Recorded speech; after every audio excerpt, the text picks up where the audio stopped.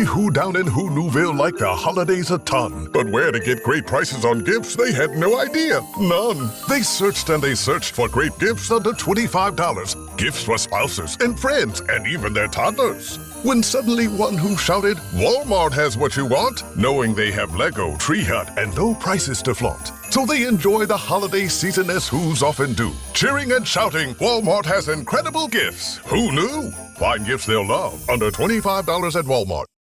We find Vecna, we end this once and for all, together. On December 25th. We have a plan. It's a bit insane. Everyone in? He knows where we are. Watch out! Get ready for one last adventure. We stay true to ourselves. Stay true to our friends, no matter the cost. Found you. Stranger Things, Season 5, Volume 2, begins December 25th, only on Netflix. Hi, it's Dave here, and this is my wife, Kathy. Hello. This is the Cinemile, the podcast where we walk home from the movies. We are not going to the movies right now because the biggest sort of cinematic kind of event that's happening at the moment has got to be Stranger Things. Season 5, which has premiered its first 4 episodes on Netflix. They're all available to watch right now. This is the final series of this show, which has been running for as long as this podcast. So yeah, our first episode was out May 2016. Theirs was July 2016. Yeah, so and both properties are as popular as each other. Equally successful. Famously global successes. Yeah. And we actually recapped seasons 3 and 4. So to remind everyone, season 1 came out in 2016, 8 episodes, all at once. It was a humongous juggernaut, right? And it was great. It was great. I remember we tore through it. It's a great 8 episodes. Yeah. Very strong. It was so special. All the 80s references, all the Stephen King vibes, the sci-fi, the horror, the casting of the kids, the casting of the adults around them, bringing Winona Ryder back. Like, there was so much going on. It came at the cusp of this retro wave movement as well. Like they perfectly captured that blend of Amblin 80s nostalgia, E.T. and kids, Yeah. you know, sort of teen horror. It sort of effortlessly blended all those things together. Created some, like, I think the casting was excellent. The casting, like, apparently they auditioned like 1,000 kids. Yeah, and these kids were particularly the young 4 boys in this in season 1 were excellent. The teenagers were great. Particularly the boys. Steve Are you was a forgetting standout. 11? She was the star of the whole show. No, but the chemistry of the 4 boys. Oh, Millie Bobby Brown, I was getting to her. She is okay. breakout star. She was the best actress of all of them. Yeah. David Harbour, who famously has never done anything bad, he kind of broke out of the show. Great to see Winona Ryder again. Yeah. It was a I think big a very deal. deserved smash hit, but one that I don't think anyone could have predicted the size of this thing and how sort of popular it became. And then season 2 came out like October the following year, which makes total sense, you know, close to Halloween. 9 episodes. Season 3 came out in 2019. So there was a 2-year gap between 2017 and 2019. Then for various reasons, I'm sure COVID being one of them, there was a 3-year break. So came back in 2022. There were 7 episodes in May. There were 2 episodes in July. So as I said, we recapped seasons 3 and 4 over on Patreon. Season 4, we started to lose our patience a bit. Were like, it went on for 9 episodes. There was breaks. They were overly long. Like, they stopped being. Some of them are feature length. It just all lost the run of itself. You're not giving the show the full credit for losing our patience way earlier than that. Seasons 2 and 3, Kathy, I challenge you to tell me what happened. I can't. Because nothing happened. I can't tell you. Because they were relatively dull and boring. This is a show, and by the way, I know this is beloved, and I think if you're at the right age for this, I think if you're a teenager, if you were a teenager or a young teenager in 2016, and this came out, and it's been your show for 10 years, and you just love this regardless, I don't want to rain on your parade. I don't know, because we loved it in 2016 as well, but I do think the sentiment from everyone is this is a juggernaut. Outstayed its welcome. It's the biggest show Netflix, ever made. Like, one season, the last season smashed records, but the general sense was, okay, Why are you releasing them in batches? Why are they so long? Why are you dragging the arse out of it? Where's it going? This is a self-indulgent show that has been like a stone rolling down a hill, has been gathering characters every season who it refuses to let go of. Yeah. And I know Millie Bobby Brown has publicly come out and said they should have killed off some characters. So even the cast are saying it. Duffer Brothers, kill us off. But I'm not even saying that. Just write them out. Just like, Jonathan and Nancy went to college and we don't have to suffer them anymore.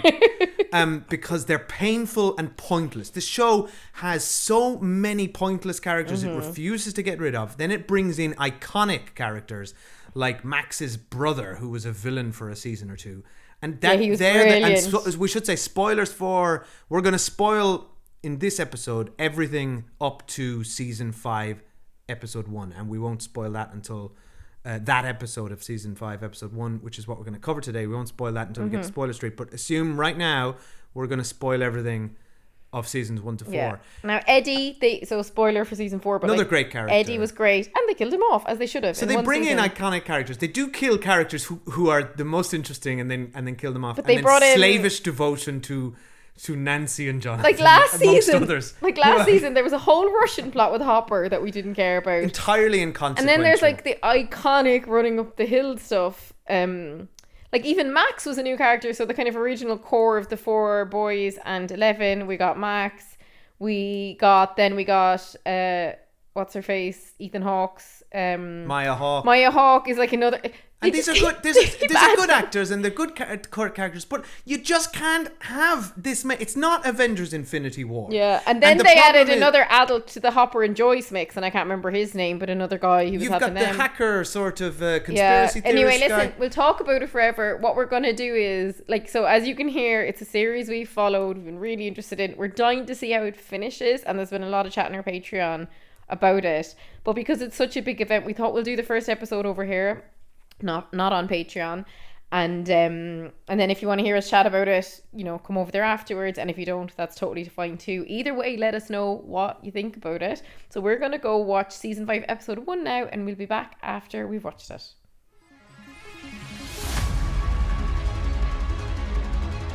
We have a plan.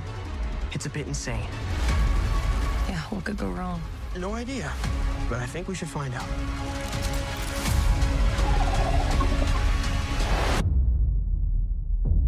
Everyone in? I want to see Vecna's heart on a platter.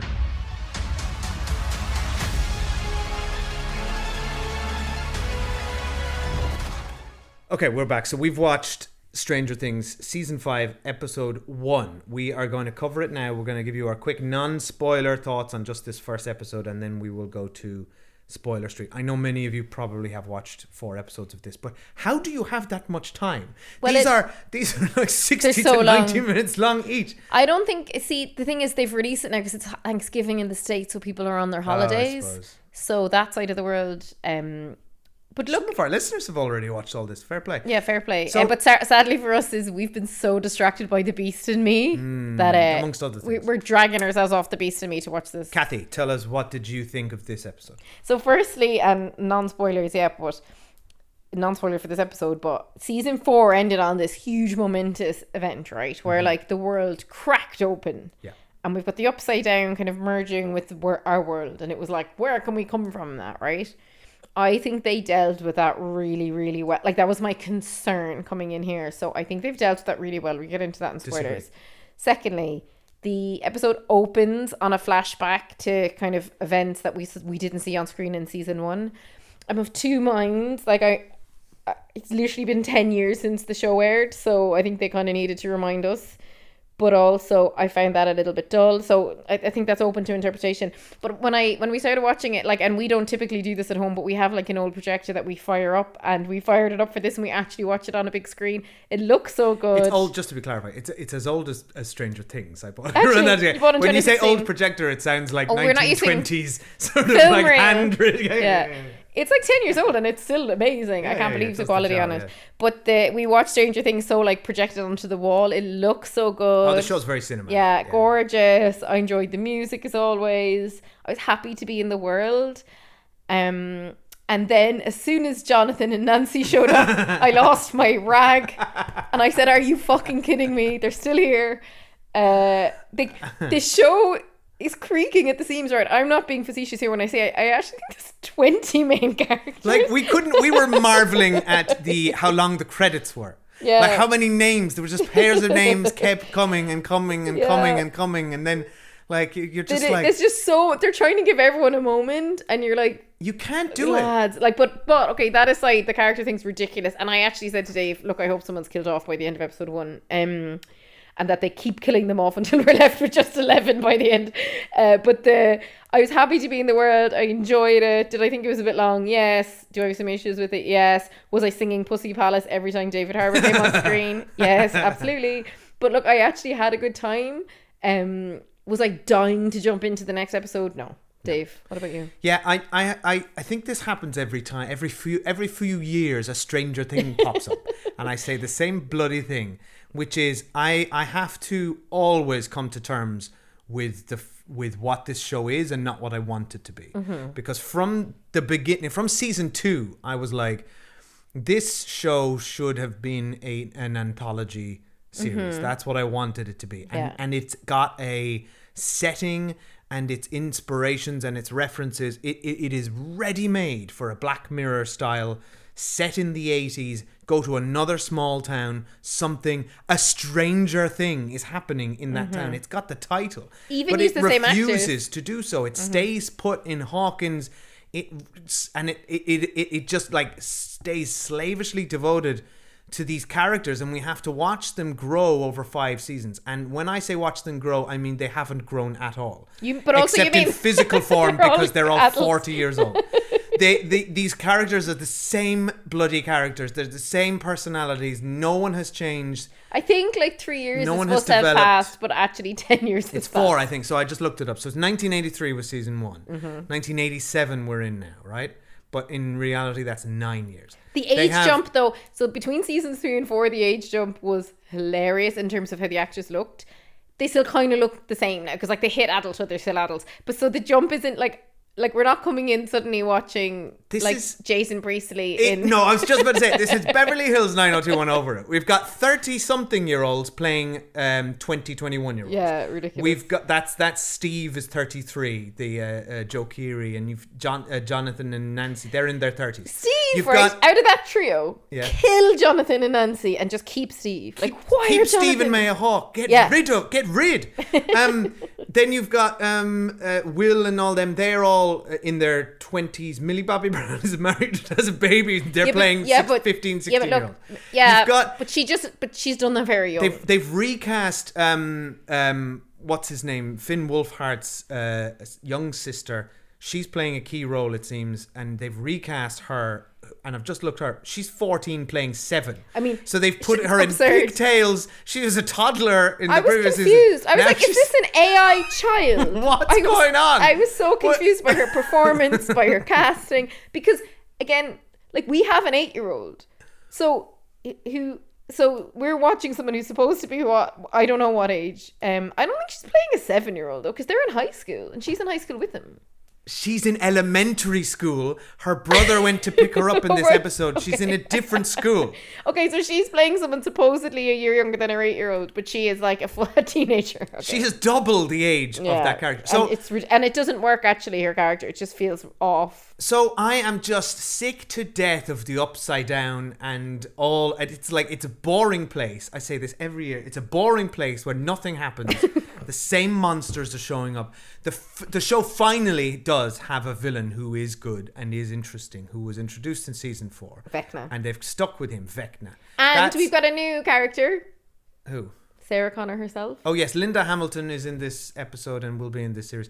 So look, I'm grumbling massively. I just look at this show and I just want to fix it. But were you happy when it came on the screen, though? But yes, it is an absolute easy watch. Mm-hmm. It's very well made. It's very well produced. Almost everyone is a good actor. The Duffer Brothers are able to capture this time period and this feeling very well. there is a sense of adventure and camaraderie between everyone working it up against the system. So it is an easy watch. It's by no means a bad show. It if anything, it just frustrates me so much because I'm like, you guys are so talented. I want you to do something else. Do you know, they've wasted 10 years of their life on this I would say place. that they never planned to spend this long here, but I would say they just got thrown so much money. Do you know what I mean? Yeah, and look, and I understand that. Yeah, like and this was such a juggernaut. Like I would imagine the original plan was never, ever to do what they've done now. It just can't have been. Maybe not. But like, and if you think about it now, right? So there's 4 episodes have just come out. Then there's 3 more coming out on Christmas Day. And then there's 1 coming out New Year's Eve. Like... That's the other thing. I wish they just brought this back as like a trilogy, just 3 episodes, and do 1 in November, 1 3 in 90-minute episodes. It would have been so interesting, but I already slightly dread having to watch 7 more of them. I'll still watch them, and I really hope that we end up loving them, but it doesn't feel like, say, The Beast in Me, which you're watching on Netflix, where I'm dying to watch the next episode, because like that, it's like we've been in Hawkins for too long. Yeah, it's not propulsive. Will we go to spoilers on it? Let's go to spoilers. So, and by the way, very keen to hear what everyone else dying to hear people think. Because the thing is, we still want to know. Like, I'm in it till the end now, and like many people are, you know, a lot of people will watch it. There are elements that I really like. Like, I actually really like watching Maya Hawke on screen. I think she's possibly my favorite. She's very charismatic. Dusty, it's Dustin. Dustin, yeah. He remains an absolute star. Yeah. He, to me, out of the 4 boys, is the best. He's got the most interesting plot in this He's episode. just very intriguing. Hopper and Joyce I used to root for, obviously no more. Well, let's get into all of them. We'll get into all that. But I'm happy to be in the world, and I look forward to whatever the final confrontation is. Yeah, because then it's over. I look forward to it being over. It's kind of like should have something. been It's like over our years homework ago. now that we have to do. It does feel like homework. Yeah. All right. But that said, we are going to cover every episode of the show. So if you and look, I think it's good. It's good to have a big show that there's a conversation around. Well, that's why I love it. And I do like that. Yeah. And we're enjoying chatting to our patrons over at patreon.com/the Cinemile. All remaining episodes of Stranger Things we're going to be covering over there. So head on over there. If you're not already joined, you can chat to us and all our patrons. Listen along. And you can join for December. So it's €4 a month to sign up. Don't sign up via the app. Sign up on desktop. Apple app. Apple app. Apple will charge you more money than they should. So sign up via desktop. And for all of December, any new sign-ups, we're going to give 100% of new sign-ups to charity. Every year we do charitable donations over Christmas, and this year we're going to do UNICEF. So anyone who signs up in December, 100% of that money will go to UNICEF. Right. So you might hear a quick ad and then we're going to do spoilers. Okay, so full spoilers now for season 5, episode 1 only of Stranger Things. Right. Kathy, I really disagree with you that they have done a good job of fulfilling the promise that the end of season 4 had. Well, I was because just like... they literally just put a metal thing over it and said... what it's called is "Don't papering worry." over cracks. Yeah, so it's just like, but they had walked to, it though. right back. But they had to, though, because... No, they didn't. Otherwise, we needed like 1 episode of a fiery resolution, and they were never going to do that because they needed to make a whole series. I like how they made I'm not a fan of an exposition dump, but I found the Maya Hawke radio section as good as any I could think of for them to explain to us what's happening in Hawkins, zoom out, show us the massive crack that's been paved over, and then we learn that they're all like in a sort of quarantine. I thought that was all very decently done. No, show me. No, I disagree. right. Show me. You disagree that I think it, or that it was well done? The right, Dave, more. screaming. I'm just furious at the missed opportunities of this show. Set up. You can't set up. The world is ending. There's fire everywhere. Fine, if you just want to do it to Hawkins. Fine, do the quarantine, but have monsters everywhere. Have the military fighting them. Have people living out of bunkers and it's a war zone. I mean, that would have been cool. Don't go back to, everything is fine. We're going to school. What's his name? Finn Wolfhard's mom and dad are still just like a little bit of a tipsy over white wine, and I'm a goober who wears glasses and plays golf. Because no, you're in a fucking quarantine, lads. Yeah. You're like, where are the military? Oh, the military are here, yeah, but they're just on the border and they're doing convoys. Where are they? It's Keep getting. She says compliance is key. Compliance is key. And listen to me, compliance. Do what the military says. Where are they? Where are the checkpoints? Where are they? testing people for a supposed virus that's mentioned. Show us any of that. Don't show us just... The show just wants to reset everything every season to normality. They're all going to school and lunch and hanging out and having a great time. It's because the show's still trying to convince us that they're all 16 or whatever. But also you can't do that. Move things along. Look, I agree with everything you're saying, but I knew the show was never going to do that. And the other thing is, makes no sense, is that like Joyce and her kids live like in the basement of the Wheelers' home. Why? If this is a quarantine situation that the government controls, the government will provide a safe home for each individual within the quarantine. Yeah, right. Why are you living in their basement? I don't know. I don't remember last season. Did their house get exploded or something? Who knows? I mean, sure, their house is probably sucked into the upside down world or something. Yeah. And then this is hilarious, right? Like, this is just so silly of the show. So 11 is missing, and we see a missing poster for her, right? But then she's just at Hopper's house. yeah. That is his house, isn't it? Yeah. It's so like where Hopper else would is he her be? adopted father. Like, if you were, so they're hunting he's her. He's presumed dead, though, isn't he? So I mean, I have no idea, but she is flaunting He went to herself. Russia for some They're reason. in a tiny quarantine town, and she's wandering around the place all over. And like her and Mike have a kind of reunited scene where they're like, and I'm like, but you must see each other all the time, though. No, because they don't seem to meet up. What they do is they communicate via radio stations, and then they communicate all the details of the crawl, as they say, in like code through a song, which is all kind of fun and that was fun. But then they all meet up in the same place. I know, yeah. So why not just then communicate all the details then? I enjoyed all the you grid. need to say is the time to meet. I enjoyed they know the place. the grid stuff. So stupid. The secret codes, the grid stuff, like that's all the fun Stranger Things stuff that I like. It's just then they all met up, so it like negated. And when they all met up, there was 46 people There in a was room. so many people. All with no jobs to do. It's like half of them were just lying around. Like and then, two of the lads, right? I can't even remember their names, but they were like on lookout. Oh yeah, Mike. So Mike is the walkie-talkie, and he's like relaying what's happening back to Joyce. But then the other guy has got binoculars. he's looking at the and he's binoculars. looking, and I'm like, Mike or the other guy could both have the binocular That's one job. and the walkie-talkie. Yeah, that's but one the job. show's like, we need to get. We're probably paying them $500,000 an episode at this point.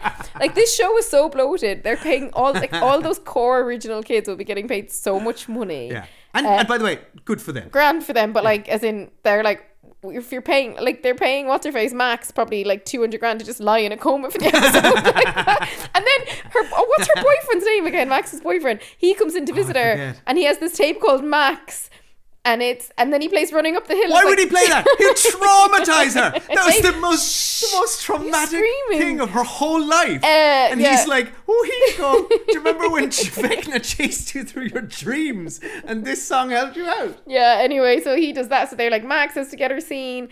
The Jonathan, Nancy, and what's his name? Steve. So why are we back to season 1, Jonathan and Steve vying for Nancy's attention? Yeah. Like, first of all, do we need to do first of that all, again? Steve would win every time, Exactly. right? Like, Jonathan doesn't have a hope in hell up against Steve, right? So first of all, like, absolutely absurd. And secondly, he's Lucas, right? Max's boyfriend is Lucas. Yeah. Anyway, like, just all those scenes were so silly. Like, when we finally got to the nub, like, and they made us wait about 55 minutes, and this is where the show just goes on too long. When we finally got into, like, the mission, I was really into the mission. Like, Hopper actually, them burning through the creatures, Hopper going in. Yeah, it's pretty good. Hopper in the truck. Except, sorry, it's absurd that they have done this upwards of, 18, 20 times. Yeah. That 20 times Hopper has broken into a military installation and basically walked across an open courtyard, and not a single time has he been spotted, heard, and then he's in the back of the truck with the military guys talking openly on a radio. Joyce is like, no, this he'd headphones in so they didn't hear Joyce's screeching. Yeah. But he wasn't whispering. No. Yeah. How have they done that 20 times without being caught? So How silly. inept are the military? Like, they're so inept. And then it was so funny because we watched the recap. Like, we had to, I'm sure everyone did before they rewatched it. And like, I'm laughing because we've recapped this show and we still needed a recap to remember. Yeah. But like, they didn't even bother putting the Hopper, like, Russia stuff in the recap because it had nothing to do with anything. It had no bearing on the this. End. Like, I remember at the end they met a monster, and then they somehow tied it back with like, oh no, the kids must be in trouble back in Hawkins. And what if they're all telepathically linked and we killed this monster? And then it helped out at the exact same minute. But like, lads, what a stretch. Because this is the thing. I feel like every season's cliffhanger, they walk themselves into a writing corner. Yeah. Like Hopper dies in season 3.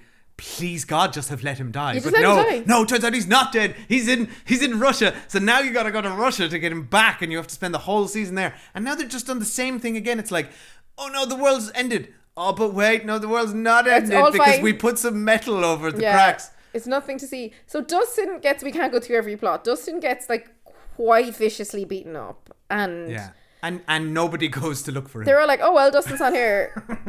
But what's interesting to me bleeding is out, though, like- like the way we saw him being beaten up was so vicious that like if he just struts into the next episode, it makes no sense. No, he'll have to have some I serious really thought injuries. somebody was gonna, or I hoped and dreamed that anyone was gonna be killed off by the end of this episode. Alas, it was not to be.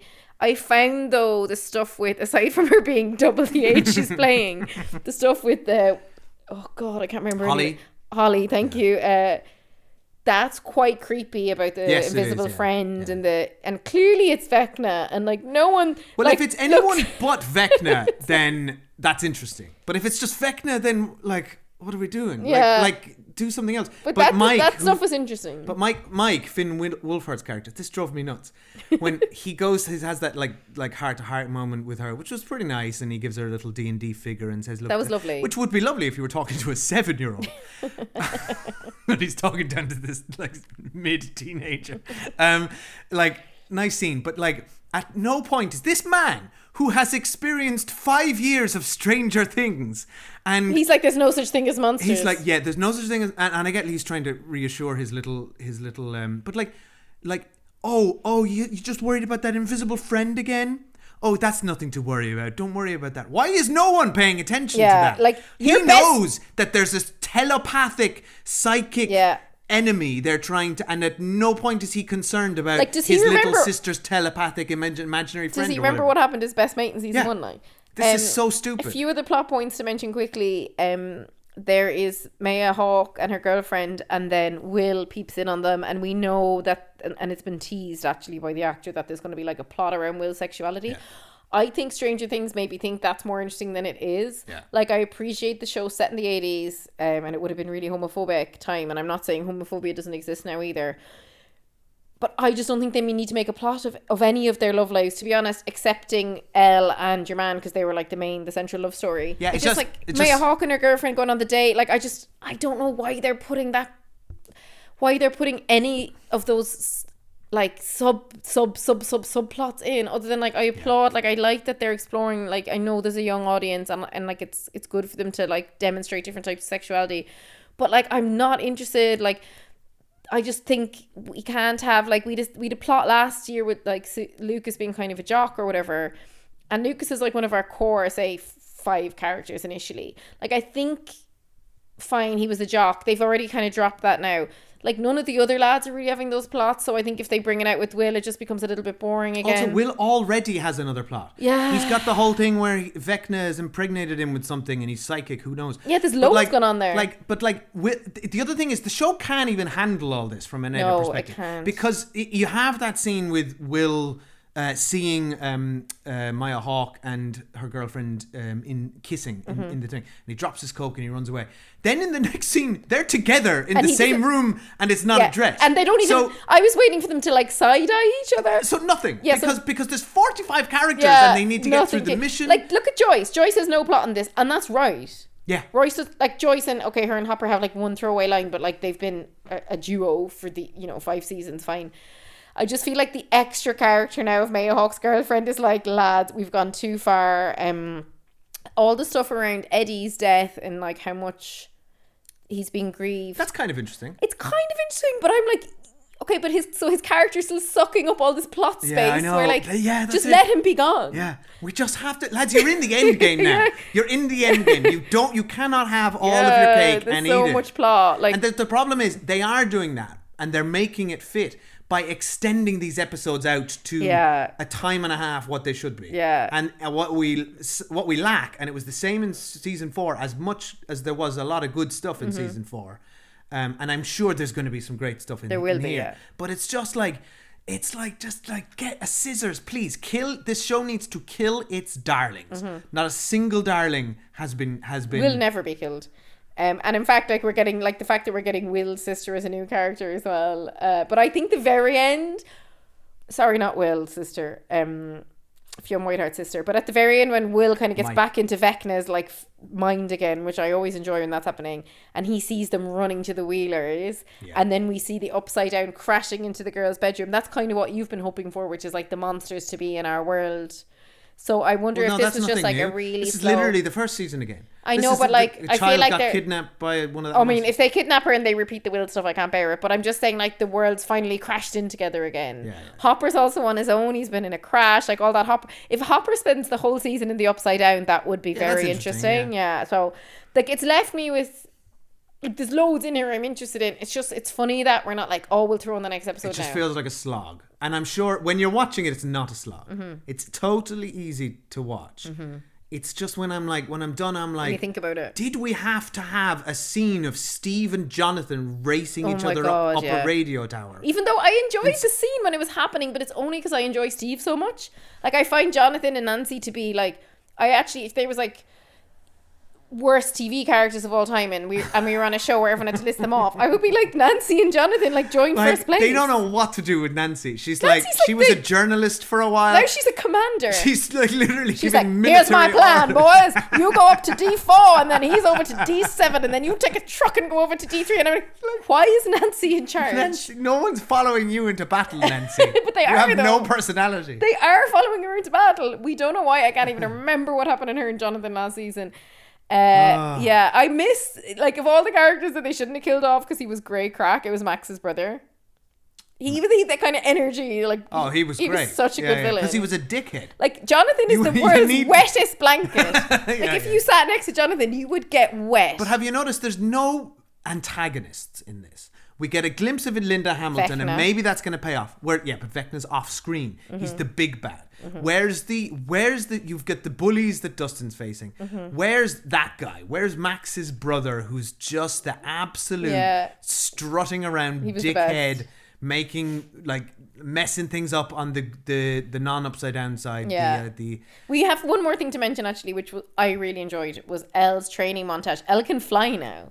That was cool. It's pretty cool, out in the open for anyone to find her, and yet they're somehow shooting some other random woman in the woods in the world's silliest about turn. Like, what's what? that woman just going about her business, and then the military how big descends? Is this town? Like 3 mile radius or something. How many people in that town look like 11? That they keep chasing people down and tranking them. But I like that she's like in full Matilda mode now. Do you know what I mean?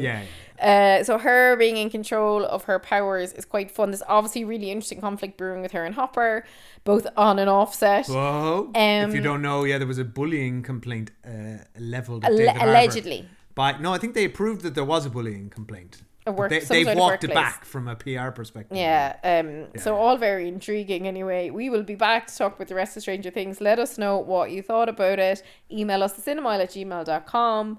Instagram @thecinemile, and Patreon, patreon.com/thecinemile. Yeah. Thank you. Thanks for listening. Bye. Bye.